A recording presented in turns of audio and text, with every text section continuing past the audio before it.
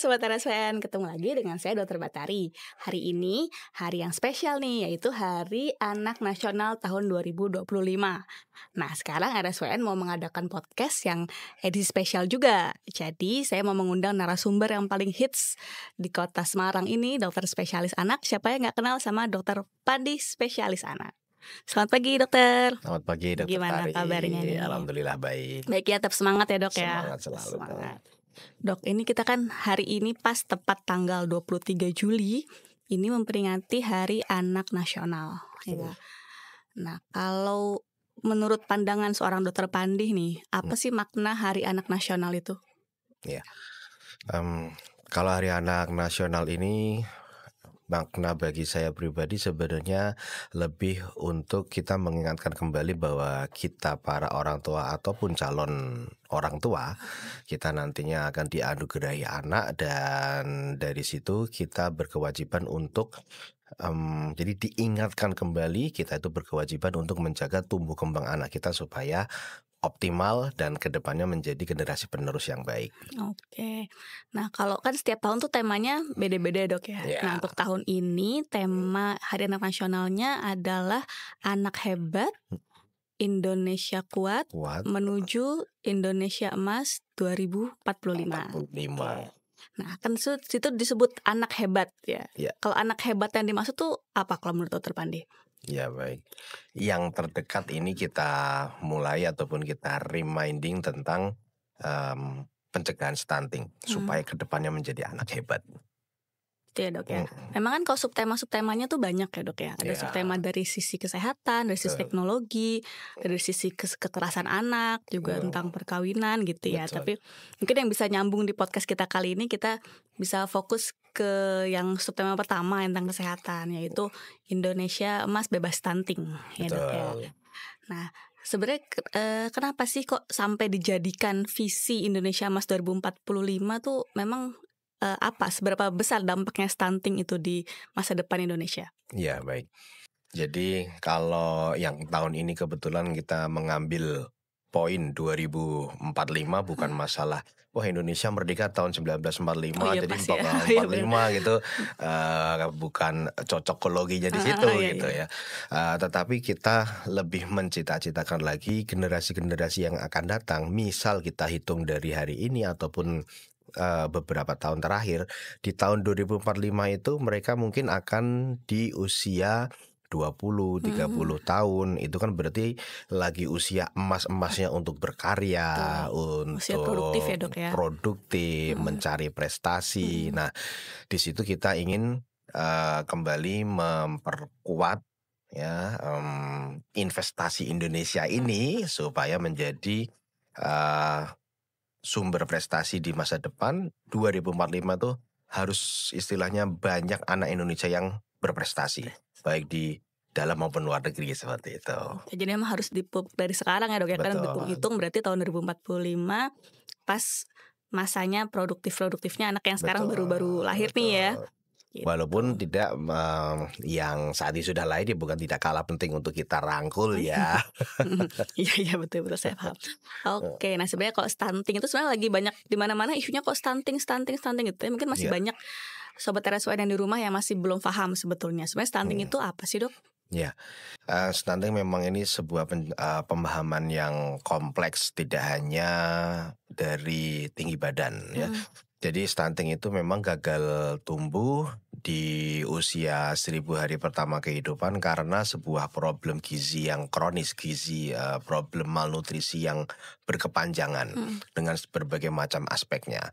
Dan yang paling kita sebenarnya kepingin hindari bukan masalah tinggi badannya gitu ya.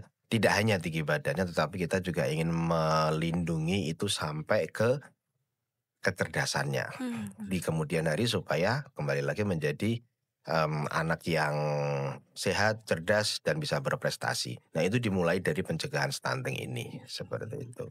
Jadi bukan hanya soal tinggi badan aja dok ya. Jadi apa aja yang dinilai sampai anak ini bisa dikatakan stunting ataupun tidak? Nah betul. Jadi Kalau misalnya nih di masyarakat kita bebankan, tolong cari anak stunting yang mungkin, kinerjanya si anak itu sudah mulai ada bermasalah, kan mungkin kita susah menjaringnya. Mhm. Nah, kita menjaringnya memang dari yang berat badannya bermasalah dan tinggi badannya juga bermasalah, itu mudah. Nanti setelah kita menjaring yang anak-anak yang mungkin mempunyai potensi masalah tersebut, nanti kita mulai pilah-pilah lagi, ini termasuk yang stunting, ini yang termasuk butuh diberikan tata laksana gizi yang lebih tinggi Mhm. lagi, ataupun mungkin memang ada yang faktor-faktor problem kesehatan lain ataupun bahkan familial, seperti itu. Jadi ini, tidak salah kita mencurigai terlebih dahulu kasus stunting berawal dari tinggi badan yang bermasalah. Mmm. Tapi kalau dibalik lagi, "Oh tinggi badannya bermasalah nih, pendek nih, stunting nih." Oke lah jangan buru-buru, itu Mmm. biar kita aja yang nanti ngecap lah Iya, istilahnya oke. kasarnya gitu. Nah, untuk, misalnya masyarakat, posyandu Mhm. atau di Vaskes 1 dan segala segala timnya, Mmm. kita menggunakan teknis seperti itu untuk menjaring ya supaya tidak ada yang kelewat, Oke. begitu. Jadi emang yang screening awal ya, Dok, ya? Screening awal tuh Betul. mungkin dari posyandu, puskesmas, Nah, mungkin, keluarga di rumah yang udah mulai curiga berarti pertamanya screening-nya tinggi badan dulu, dan jangan tinggi buru-buru badan. di stigma, Mhm. kasihan nanti. Iya, bisa aja emang kecil ya, Dok, ya, mungkin emang Iya, genetiknya kecil. heeh. Jadi itu biasanya ada kayak ini ya, Dok, pakai pola-pola grafik-grafik gitu ya, Dok? Betul, ya kalau untuk membuktikan dia ada berat badan yang bermasalah, Mhm. tinggi badannya bermasalah, dan juga gizi bermasalah, kita otomatis di fase itu kita menggunakan tools grafik dan juga Mhm. kita, menggunakan grafik dari WHO ya, karena WHO itu memberikan, sebuah grafik yang namanya WHO Child Growth Standard. Jadi kalimat standar di sini juga sudah bisa kita generalisasi bahwa ya kalau anak mau sehat, berat badannya bagus, tinggi badannya bagus, seberapa sih Mhm. kita bisa pakai acuan dari WHO. Karena penelitiannya, untuk si grafik itu sudah, bisa kita aplikasikan, penelitiannya sudah diambil dari 5 benua, jadi Mhm. generalisasinya baik. Nah, jadi kalau sudah terdeteksi dari situ ada masalah, Mhm. nanti kita breakdown lagi sumber-sumber masalahnya apa, seperti itu. Itu grafiknya yang ada di buku KMS itu ya, Dok, ya, buku KK itu ya. Jadi Betul. jangan ini harus disimpan baik-baik ya kalau misalnya Eh, udah KMS mulai jangan disimpan iya. aja, Oh, dipakai. dipakai. Iya, betul. Yang buku yang pink itu dari mulai dari Betul, itu sudah, kandungan luar ya. biasa sekali lengkapnya ya, mulai dari Mhm. pertumbuhan ada, perkembangan ada, Mhm. kesehatan dari ibu hamil juga ada, dan bahkan sebenarnya ya, ini belum belum terbudaya dengan baik nih. Kalau misalnya seorang ibu atau ya orang tua gitu ya, misal ditanya sama anaknya, "Bapak, Ibu, kamu tuh dulu merawat aku dengan baik nggak sih?" Ini bisa dijadikan sebuah hadiah atau rapot Mmm. untuk anaknya gitu. "Nak, ini KMS ya yang ibu pakai untuk ngerawat kamu dari kecil sampai sekarang sehingga kamu sehat, bebas stunting," gitu Nah, iya, misalnya. betul betul. "Nih, hadiah buat kamu, sekarang tugasmu adalah melanjutkan estafet ini ke generasi selanjutnya." Mhm. Jadi tidak hanya nanti dipakai pada waktu posyandu, Mmm. penimbangan, imunisasi, habis itu selesai. Mhm. Padahal masih lebih kompleks, lebih lengkap lagi Iya. kalau mau dilihat dari halaman ke halaman. Mhm, itu banyak ya Nah, tips-tips dari oh banyak makanan semua gitu. tuh bisa Nggak usah dipandu banget. Google dulu, buka KMS dulu aja. Itu udah malah sudah ada penelitiannya ya, Dok, ya. Iya, Jadi emang buku KMS itu penting ya.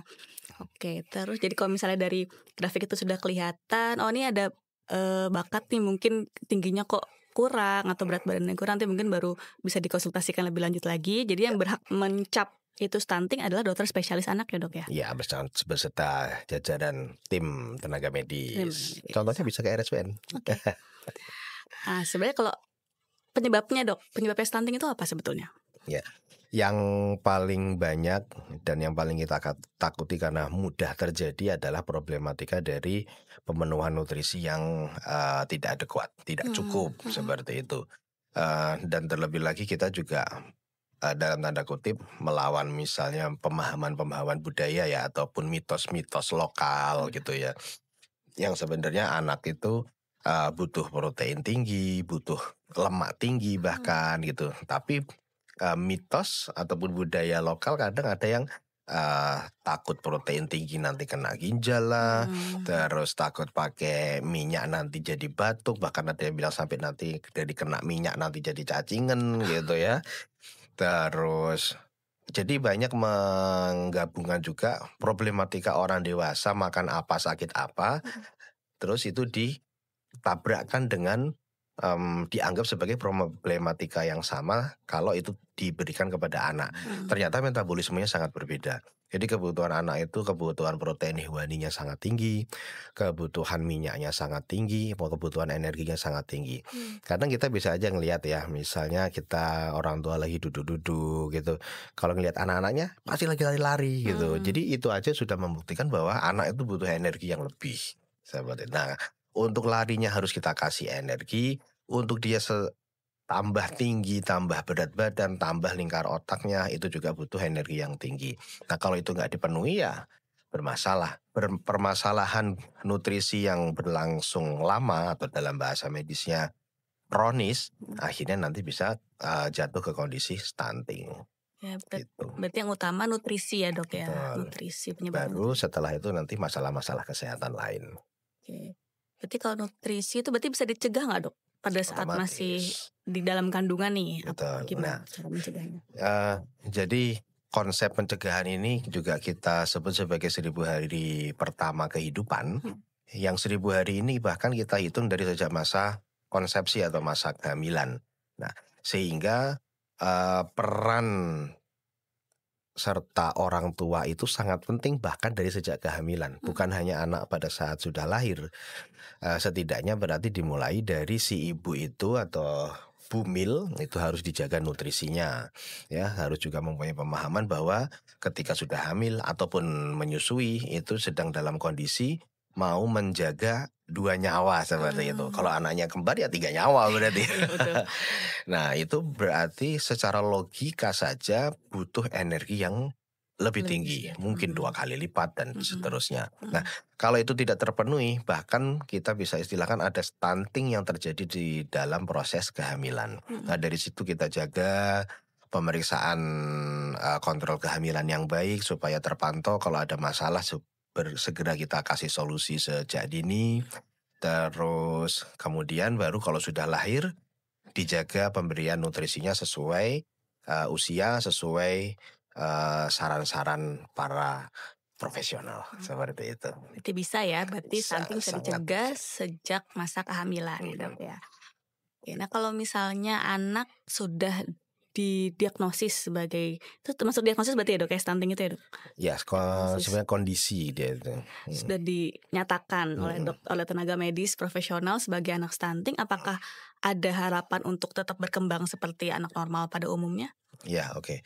Mungkin saya ceritakan bahwa ketika kita memberikan tata laksana pada anak yang sudah terlanjur stunting ya, itu menjadi tantangan jangka panjang karena pemulihannya lama. Oke, nanti pemulihan paling cepat dan paling mudah berat badan dulu. Habis itu baru ke tinggi badan, habis itu baru ke lingkar otak, habis itu baru ke kecerdasan. Nah, semakin terlambat kita memberikan tata laksana, terus misalnya memperbaiki setelah 1000 hari pertama kehidupan, tantangan untuk memperbaiki kualitas menjadi membutuhkan waktu yang lebih lama lagi. Bisa sampai 2 kali lipat durasi, 3 kali lipat durasi, dan lain sebagainya.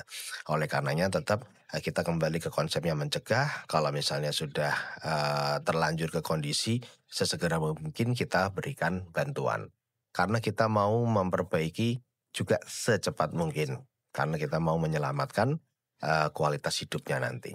Seperti itu. Berarti masih bisa ya dok ya, tapi semakin cepat ketahuan, semakin cepat tertangani. Betul sekali. Ya, berarti itu pentingnya harus kontrol ya dok ya, harus cek. Mungkin ya kalau yang paling simpel ya ke posyandu itu, ukur tinggi badan, berat badan setiap bulan itu penting juga. Bahkan memang di pemerintah itu sudah ada yang namanya daycare rumah stunting.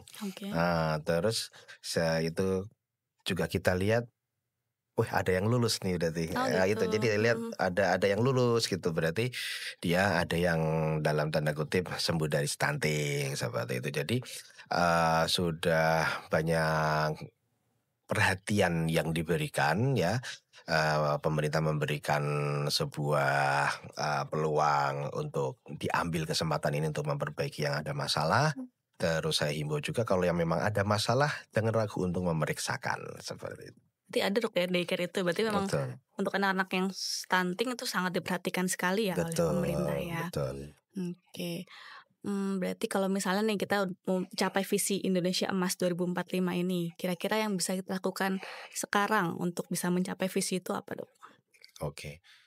Kalau mungkin dari beberapa atau berbagai sudut pandang sektor ya, misalnya sektor orang tua jangan ragu untuk belajar atau malah justru paksakan diri untuk belajar mencari ilmu seluas-luasnya untuk mempersiapkan diri menjadi orang tua yang baik sehingga nanti kita bisa lebih maksimal dalam memberikan kebutuhan primer bagi si anak ya, kebutuhan asuhnya kita penuhi dengan baik supaya nanti bisa kita mencapai visi Hari Anak Nasional ini. Kalau dari pemerintah istilahnya semoga supportnya selalu bisa full power dan full heart seperti itu. Dan untuk anak-anaknya kita kirim doa bersama semoga semuanya supaya tetap sehat. Terus sebenarnya stunting itu hanya masalah di Indonesia aja atau di luar negeri juga ada sih dok anak-anak stunting ini? Tentunya kalau hanya masalah pertanyaan seperti itu ya semua negara pasti ada angka stuntingnya karena memang salah satunya tentunya juga berkaitan dengan problematika ekonomi masing-masing. Jadi di setiap negara pasti tetap ada masalah, tetapi memang stunting di Indonesia ini juga cukup tinggi. Makanya tidak salah kalau pemerintah itu memberikan sebuah sudut pandang kita tuh harus bebas stunting seperti itu.